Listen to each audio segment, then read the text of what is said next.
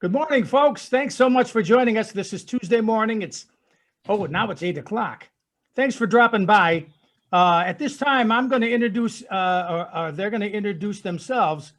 I'll tell you who they are, and they'll give us a 1 minute, and then we'll move on and talk about our antivirus, anti-malware, and why you should do more than just have an antivirus on your computer.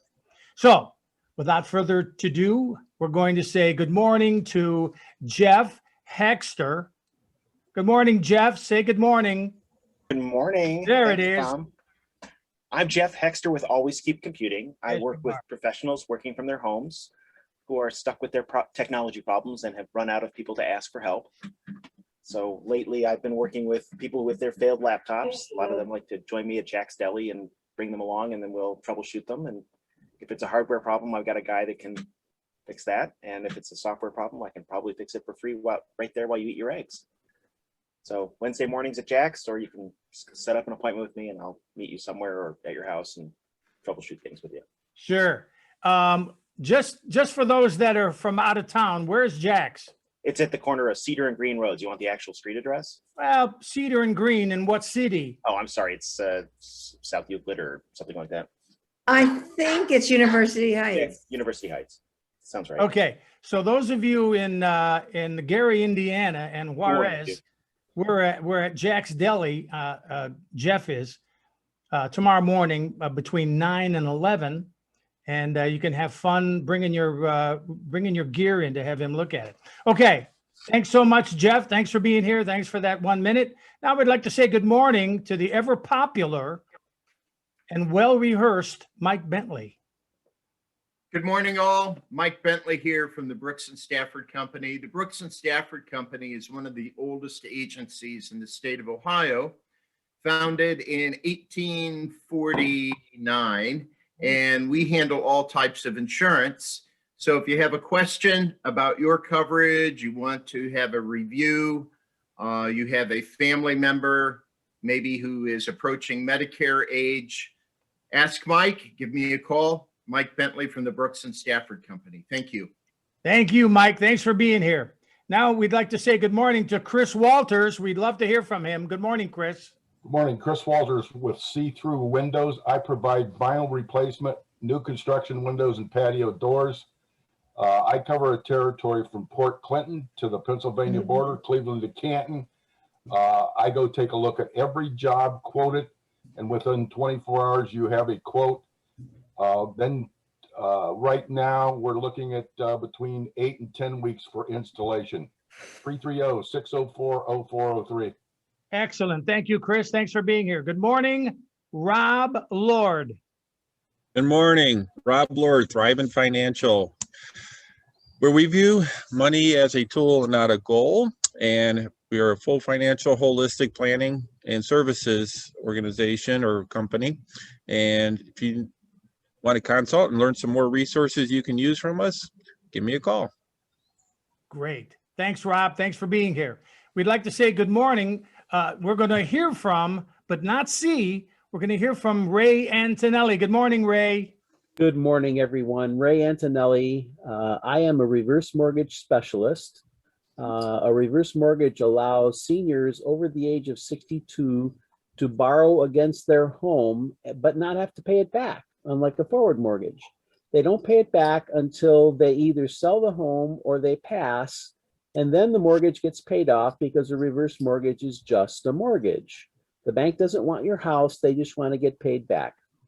Again, Ray Antonelli, 216-337-7520. Thank you, Tom. Excellent. Thank you, Ray. Thanks for being here. We're going to say good morning to Judy Bollinger. Good morning, Judy.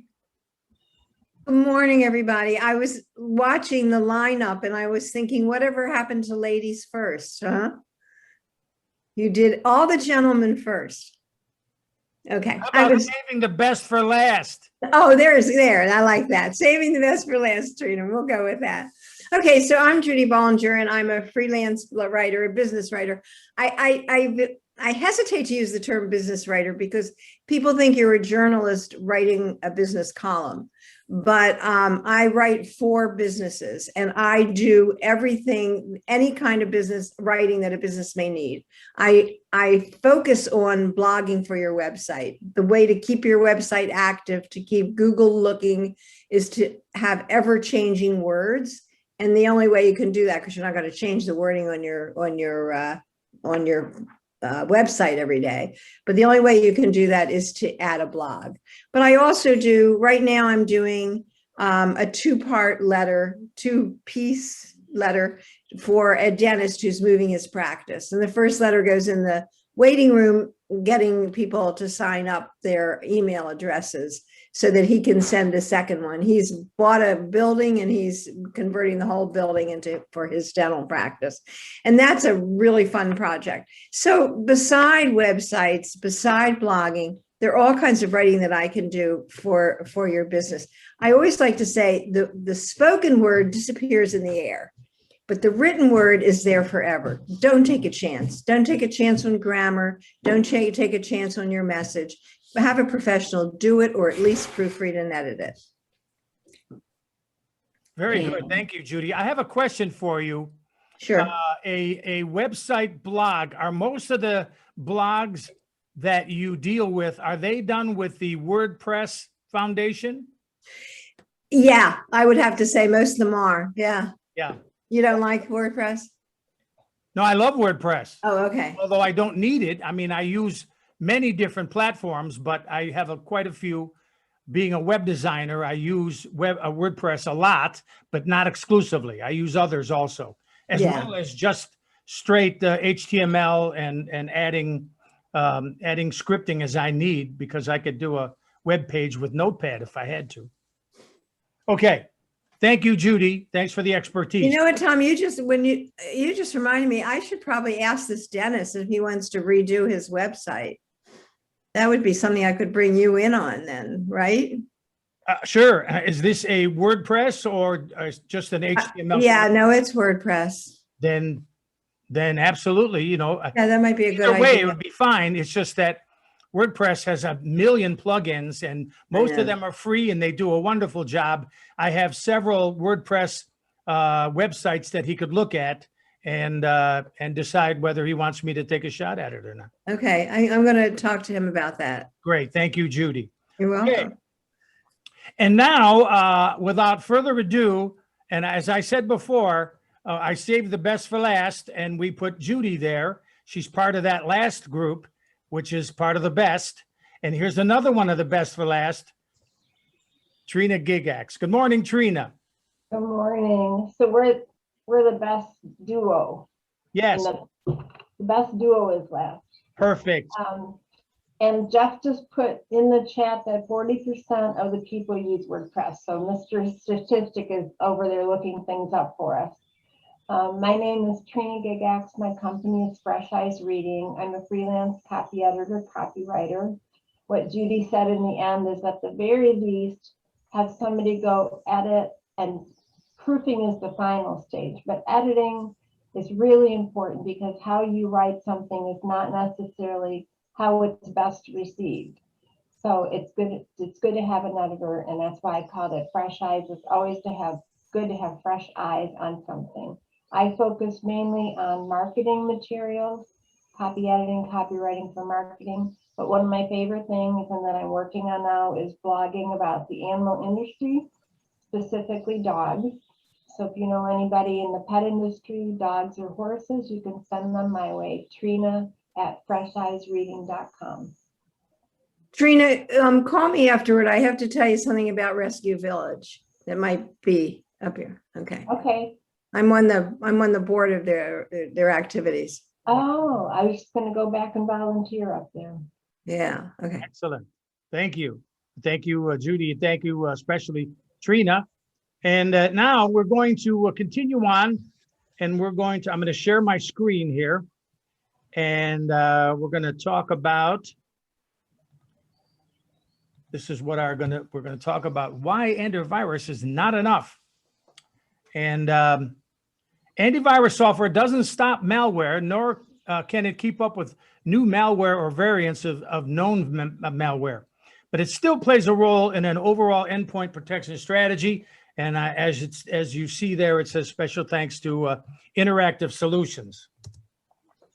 Now, we'll start off by saying the number one thing, phishing is now the biggest threat to malware and antivirus. Basically, phishing is a fake email or social media message that purports to be from a company, often a bank, or somebody you know, that contains a malicious link.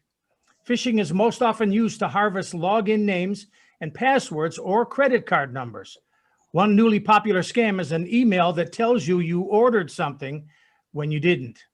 When you click on the link to cancel the order, the scammers will harvest your data. Antivirus software can do nothing to keep you from being phished. Spam filters will keep some out, but not all. Phishing emails. The best defense is never to click on links in unsolicited email, even if it's from a company you normally do business with. Delete the emails unread whenever possible, as some emails have pixels that tell the scammer if you read the message, which tells them they have a legitimate email address they can try again or sell to others. Number two, most antivirus software is based off of what are called signatures. The program is coded to match small pieces of code with a database of known viruses. The obvious problem with this is that signatures have to be harvested. Large numbers of signatures slow down antivirus software, which is why running it can make older computers nearly as unusable as a virus. New malware will often slip through. Free antivirus software often has only a small database of signatures and will not stop much, although it is better than nothing. It may also expire while you are not looking. Also, if you forget to update your software, you will miss new threats. Browser-based exploits are another massive and growing threat. These often take the form of malicious links, cloned websites, or malicious add-ons. Only install add-ons or plugins from a reputable developer. Shady add-ons may compromise security, and poorly coded ones can be almost as bad. You should, however, always run an ad blocker. If you do a lot of online research, it might be worth installing a link checking tool. Make sure that your browser is updated regularly, ideally automatically, so you can get all the security patches. Cloned websites are another issue. Always make sure you're on the website you think you are before entering your login details or personal information. Check the URL for typos. Scammers will sometimes typo squat by buying a domain name, one character from a popular site, and setting up a clone. Hotel booking sites are particularly commonly cloned. Fake mobile apps. Many people don't even run the most basic free antivirus protection on their phones or tablets. According to McAfee, fake mobile apps are on the rise, often disguised as games or other innocent applications. They actually lurk around to steal, for example, your banking login credentials. Never install an app from any source other than the main app store. The app stores curate apps and check them for viruses. They try to remove fake apps promptly. Never click on a link in an SMS to install an app. That's a simple message system. That's what runs a text on other than iPhones is SMS, although you can run SMS on iPhones as well. Regardless of who or where it comes from, always go to the App Store. Here's 4.5. No one is watching alerts. No one is monitoring the status of your antivirus, meaning that if it goes out of date, stops working, or finds a threat, who is going to react? Monitoring of your antivirus and other threat protection software is critical, and an IT professional can help if needed. We have two right here this morning. The threat landscape is constantly shifting and getting broader, and why antivirus is not enough. Free antivirus is a bare minimum you cannot rely on, and even many paid services are insufficient. In the long term, having an IT professional routinely check at least desktops and servers for cyber hygiene and help you develop a strategy is far better. A threat health check for businesses will help you come up with a personalized threat prevention strategy suited to your industry and business size. Once again, special thanks, Interactive Solutions. Okay, all viruses are malware, but not all types of malware are viruses. As you can see in our list here, virus, one type of malware is a virus, must be triggered by our user, and it's self-replicating. A virus can actually, if you're chasing a virus around on your network at home, on your computer, it can rename itself and put itself somewhere else on your network. Okay, malware. Malware is a term for malicious software, any malicious code that wants to do you harm and harms devices and steals data. What's next? Oh, virus versus malware. A computer virus spreads from user to user by replicating itself through programming a file. Antivirus works to identify known threats using signature-based detection. This type of detection matches file signatures to a database of known malware. In contrast, anti-malware utilizes heuristic-based detection to proactively find source codes that indicate a threat. Anti-malware compared to antivirus software without added malware removal tools. Antivirus protects against viruses. Signature-based detection prevents malicious script from running and can only identify threats it's seen before. Whereas anti-malware protects against malware. Heuristic-based detection proactively detects and removes suspicious activity and can identify threats it's never seen before. So antivirus versus anti-malware.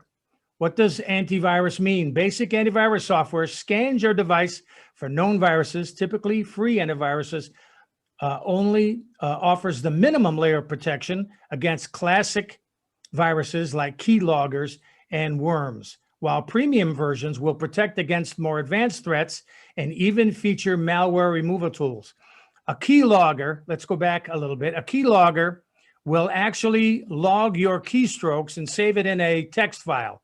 And it will be able to recreate that so it knows what your passwords will be getting into a bank or your investment company or whatever. So that's what a keylogger is. It's deadly, but you have to have software to check that.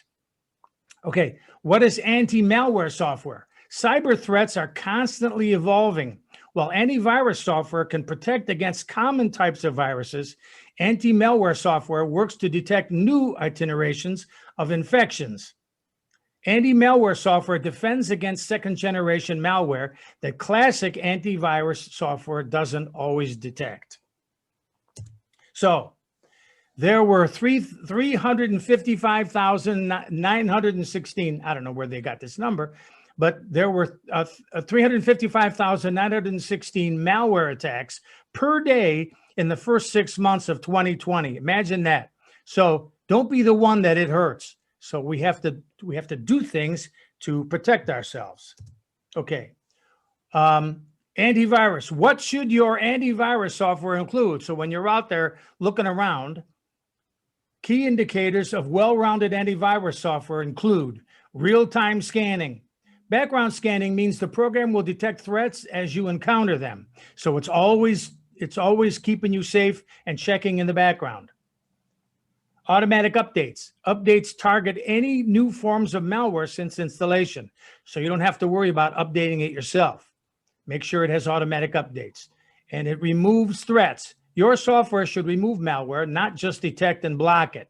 That's for antivirus. Anti-malware. What to look for in an anti-malware software. Whether you find a separate anti-malware software or purchase antivirus with added capabilities, look for a program with the following. Sandboxing. This controlled environment allows the software to test suspected threats and determine whether or not they're safe to use. Traffic filtering. This type of filtering protects your device by blocking access to suspicious servers and sites involved with malware distribution.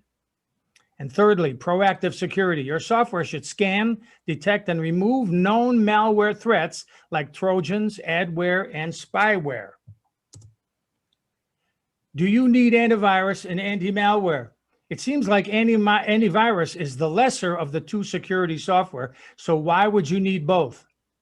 Anti-malware focuses on new threats, while antivirus keeps you protected against the traditional versions, like worms and phishing attacks that can still harm your device. The two complement each other, with anti-malware designed to supplement antivirus protection as the cyber threat landscape becomes more sophisticated. Okay, so thank you for your kind attention. I wanted to mention that if you're wondering about antivirus, I didn't put any suggestions as to the antivirus. I wanted to put what you should look for rather than names. Also, the anti-malware. In my mind, Malwarebytes has always been the chosen one of the bunch of anti-malware software there is. But as I looked, I couldn't find a list where Malwarebytes was #1 anymore. I'm not sure why, but that's the one I've always used when I needed to help clean a machine up. I used Malwarebytes. I have a few others, but in any case, and as far as just a recommendation for antivirus, I like Esset, ESSET. They make a product called Nod32, which I like a lot. And probably my favorite is Kaspersky, and particularly Kaspersky Internet Security. So there you have it in a nutshell, and we finished it on time and on budget. So if we have anybody that wants to comment anything about this, I appreciate it. And I'll stop sharing this so we can get back to that. And now, sure, let's talk about this. Well, I just tried to run mine while we were talking to see. Yeah. And it says the alias Malwarebytes can't be opened because the original item cannot be found. We can Does that reinstall mean it. I just need, when Jeff and I, when we did my new computer, does that mean I need to reload it? Yeah, we should just reinstall it. It's a free Yeah. download. And you gotta be careful. You gotta be careful where you go to get it. Where Because should I go to get it? yeah, well, if it were me, Malwarebytes.com. I would go to, well, it's .org, but I would go to Major Geeks. The reason I do Major Geeks is because they check the software over before they're going to allow other people to download it. This way you don't have to worry about it. Now, somebody like Jeff or I don't necessarily have to go to Major Geeks to get it, but in order to be safe, you don't want to spend time on, am I at the right site? Is this really what I want? Go to Major Geeks to download your anti-malware software, and Okay. you'll be safe.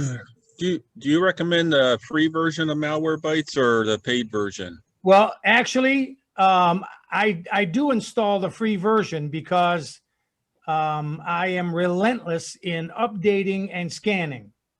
If you think you're not going to be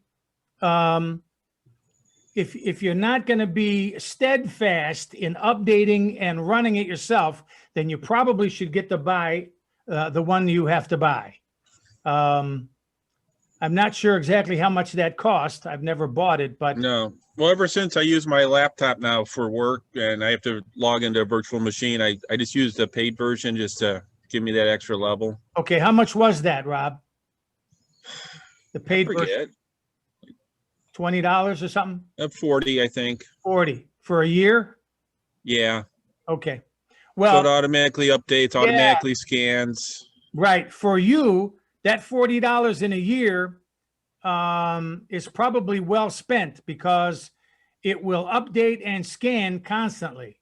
Whereas the one that I put in, if I clean somebody's machine, I'll put the premium version that downgrades to free after 14 days or 30 days. And then I tell them, be relentless, update and scan all the time, maybe once a day.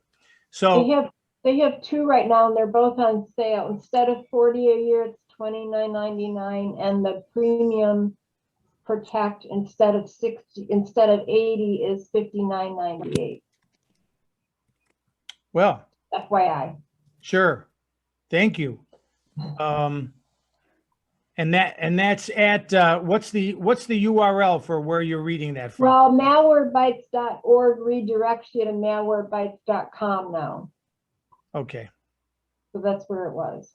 All right. I think Jeff did mention that. But for those that don't want to figure it out or think maybe that's a little funny business going on, Major Geeks is still a safe way to get the software and not I'm have gonna to go, worry about yeah. the- I don't see it doesn't say anywhere download free version, so I'm gonna do Major Geek. Yeah, you'll download the one that you normally, the one that you would pay for, but then at the end of the trial period, it'll say, revert to the free version if you don't want to buy it. But then I want you to scan all the time and update all the time, regularly. Of course, the main thing is to stay away from sites that would get you into trouble. If you do a lot of internet work, gambling sites, porn sites, not that any of us would do that. Not I. Perish the thought. Tom, Yes, Ray.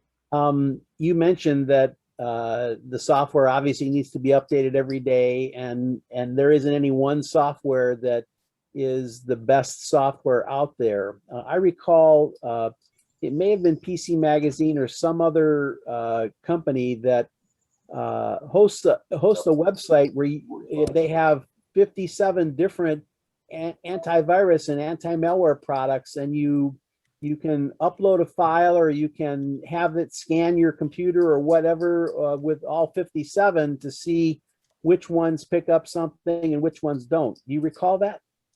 I do not. Maybe I think Jeff. that's Virus Total. I'm checking right now.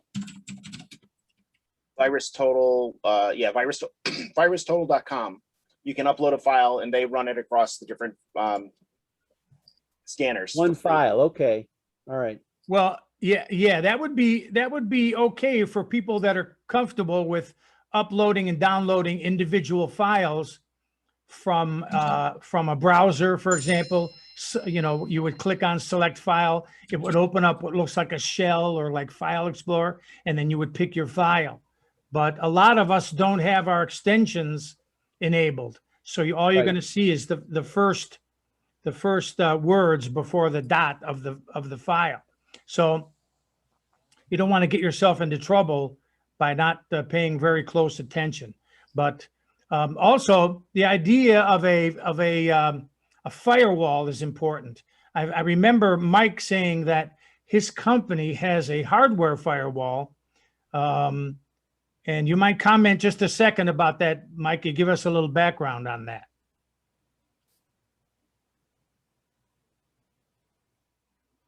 Okay. He's muted. You can't talk about that. That's proprietary information. I sell a No, firewall no, service. pushing the space bar was not removing my volume off for whatever reason. So I had to do it the old fashioned way. We use Barracuda. In our office, which is very, very good. Almost too good. Almost too good Yeah. for certain emails that it screens and blocks. And I've had clients complain because they couldn't get their emails into me. Yeah. What do they say? Every I has got to be dotted and every T's got to be crossed. Anything short of that, and it ain't getting through, especially a product like Barracuda hardware firewall. Right, but you have to look at the bigger picture. Based on the kind of information that we have, we can't take chances to have our clients' information compromised or sacrificed. Yeah. And as a reminder as well, I mean, it's so easy because we're constantly on the go to text information to a client, or it's so easy to be tempted to circumvent the proper protocol. You think, oh yeah, just text me your social security number, or just text me this I mean, it seems so simple, but we have to resist that. It's just like I had a client the other day who needed a confidential number. And I said, I can't send it to you unless you give me a release. So he texted me, basically, I give you permission to send this by text message. And I sent it to him. Sure. Yeah, you can't be too careful. That's a Right. fact. In lieu of you, I'm sorry, go ahead. No, I'm sorry, I was clearing my throat, but I just had an experience where there was somebody sent me an email and it was about an insurance that you paid once a year that covered your washer, your dryer, your refrigerator, all that. I had never heard of the company and the deal seemed really, really good. And so I just kept it thinking I'll research it later. And then finally I got an email from them and said, are you ready to go forward with this? And I emailed back, not until I check you out on Yelp and the BBB. And I never heard from them again. That was a good thing to do. Let them know that you're aware that's, not all the criteria has been answered to your satisfaction. Right. Yeah. Okay. In lieu of a hardware firewall, Windows 10 has a software firewall that you can certainly make sure it's enabled and make sure that you have the places you want to go and the things you want to do, allow it through. But other things, it will definitely help a little, having a software firewall. Yeah. So in the financial services industry, I cannot take information like that by text or email. I can't even take trade information. If you want to get out of the markets or change your positions, you have to call me. And you can't leave a voicemail. I have to talk to you. I have to verify it's you. So that's just a security step we put. Even though I had the same clients that'll text me, hey, I need X amount. And it's that time of year where I know they take this money out to pay some bill. I know it's them, but I have to verify it is them because it could be somebody elderly that had a stroke and then their kids are trying to get their money, or housekeeper, nurse, whatever. So it's just a security measure we have to put in. Yeah.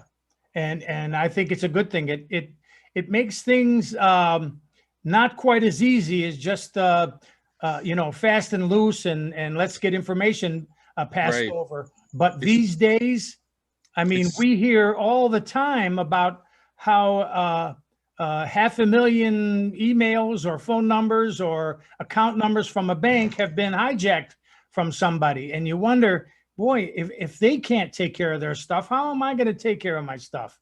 Well, Right. What we've done today is show a little bit of how to do that and what can be done.